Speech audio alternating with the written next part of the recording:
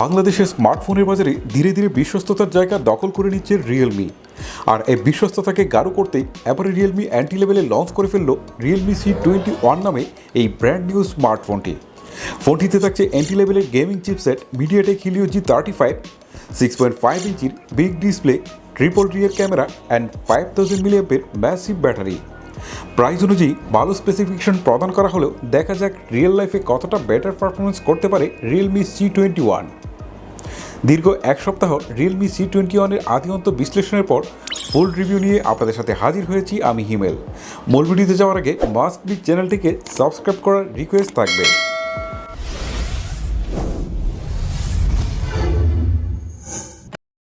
শুরুতেই দেখে নেওয়া যাক বক্স কন্টেন্ট হিসেবে কী পাচ্ছি। বক্সটিকে ওপেন করলে প্রথমে দেখতে পাচ্ছি একটি ইনভেলপ, যেখানে রয়েছে কিছু ইউজার ম্যানুয়াল এবং একটি ওয়ারেন্টি কার্ড।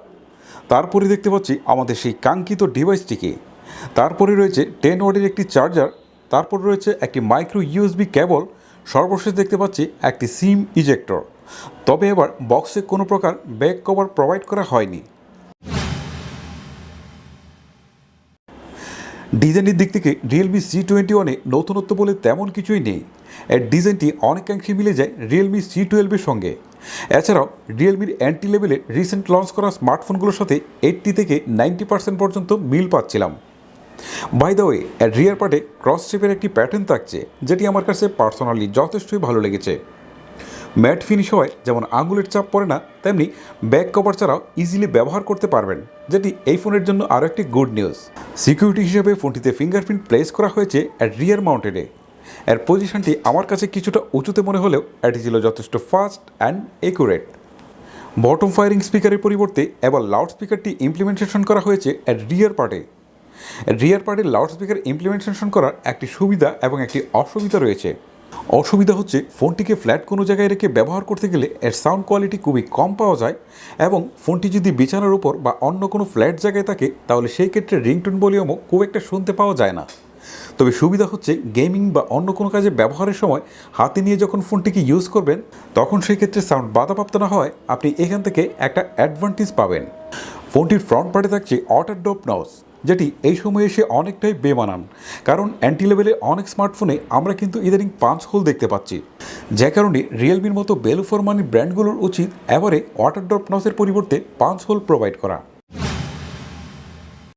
ডিসপ্লে হিসেবে ফোনটিতে থাকছে 6.5 ইঞ্চির একটি IPS LCD ডিসপ্লে, যাতে থাকছে HD+ রেজুলেশন, আর এর ডিসপ্লেতে থাকছে 270 PPI ডেন্সিটি।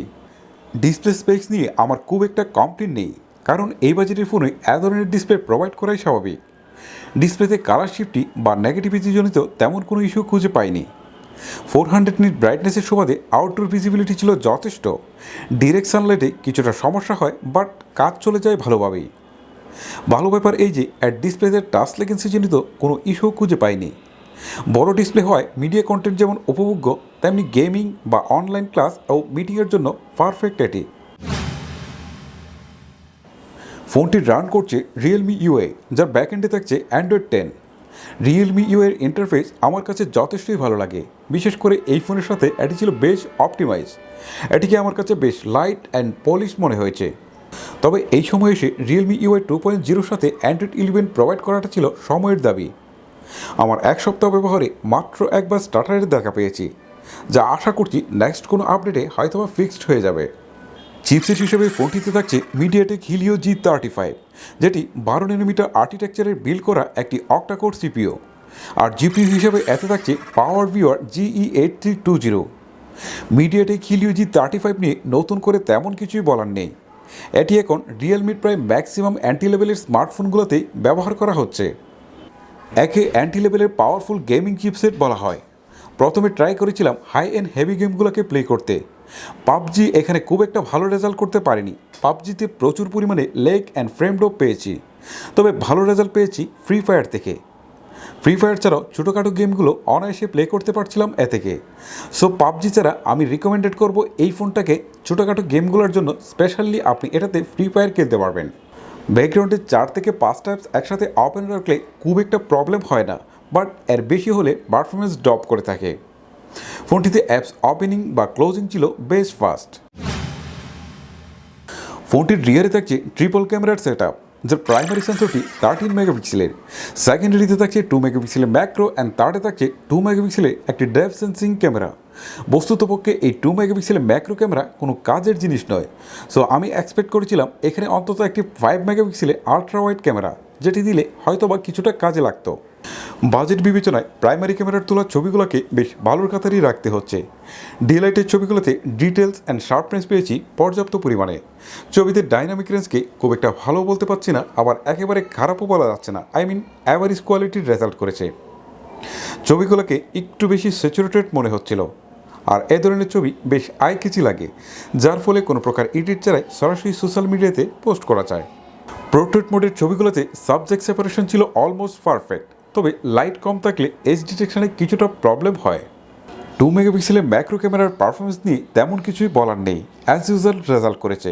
আমার মনে হয় এই ধরনের ক্যামেরা প্রোভাইড করার চেয়ে না করাই বেটার। লো লাইট ফটোগ্রাফিতে নয়েজ এবং গ্রিনে ভরে যায় ছবির চারপাশ। ছবিতে ঘাটতি আছে শার্পনেসের, তবে আর্টিফিশিয়াল লাইট কন্ডিশনে বেশ ভালো মানের ছবি ক্যাপচার করতে পারে এর ক্যামেরা। ডেডিকেটেড নাইট মোড আছে, যেটি অন করলে ছবিতে অতিরিক্ত আলোকিত করতে গিয়ে আরও বেশি ডিজিটাল নয়েজ এবং গ্রিনের দেখা পাওয়া যায়। সেই সাথে ছবিগুলোকে আরও একটু বেশি বোস্টেড মনে হয়। 5 মেগাপিক্সেলের সেলফি ক্যামেরার পারফরমেন্স নিয়ে আমি অনেকাংশেই স্যাটিসফাই। ছবিতে colour protection, details and sharpness পেয়েছি যথেষ্ট ভালো। সেলফি ক্যামেরার পোর্ট্রেট মোডের ছবিগুলো যথেষ্ট ভালো ছিল, আর এজ ডিটেকশনও ছিল অনেকাংশেই পারফেক্ট। 1080p সর্বোচ্চ ভিডিওর অপশন আছে, আর এর কোয়ালিটি যথেষ্ট ভালো ছিল। তবে এই বাজেটে অন্যান্য ফোনের মতো এত কোনো প্রকার স্টেবিলাইজেশন নেই। ফোনটিতে থাকছে 5000 মিলিঅ্যাম্পের ব্যাটারি, সেই সাথে 10 ওয়াটের একটি চার্জার। 5000 মিলিঅ্যাম্পের ব্যাটারিকে ফুল চার্জ করতে সময় লেগেছে প্রায় 4 ঘন্টার মতো, যেটি আমার কাছে একটু বেশি বলেই মনে হয়েছে। তবে ব্যাটারি ব্যাকআপ পেয়েছি যথেষ্ট ভালো, স্ক্রিন অন টাইম পেয়েছি প্রায় 10 ঘন্টার কাছাকাছি। আর হেভি ইউজের ক্ষেত্রে একদিনের বেশি 1.5 দিনের মতো পার করতে পারছিলাম এ দিয়ে। আর নর্মাল ইউজের ক্ষেত্রে প্রায় 2 দিনের বেশি ব্যাটারি ব্যাকআপ পেয়েছি এ থেকে। এবারে এর কিছু আদার্স ফিচার নিয়ে কথা বলা যাক। প্রথমে কল কোয়ালিটি, কারণ অ্যান্টি লেভেলের অনেক ফোনে কল কোয়ালিটি নিয়ে প্রবলেম থাকে, যে কারণে আমি এই ফোনটাকে বিভিন্ন সিচুয়েশনে টেস্ট করেছিলাম। Indoor, outdoor and crowd area, প্রতিটা সিচুয়েশনে এর কল কোয়ালিটি ছিল ডিসেন্ট। এছাড়াও ফোনটিতে টেস্ট করেছিলাম ডাউনলোড এবং আপলোড স্পিড, আর এইগুলো নিয়েও তেমন কোনো কমপ্লেন ছিল না। ফোনটি বাংলাদেশের মার্কেটে পাওয়া যাচ্ছে ক্রস ব্লু এবং ক্রস ব্ল্যাক নামে দুটি কালারে। তার মধ্যে আমার কাছে সবচেয়ে ভালো লেগেছে ক্রস ব্লু কালারটি।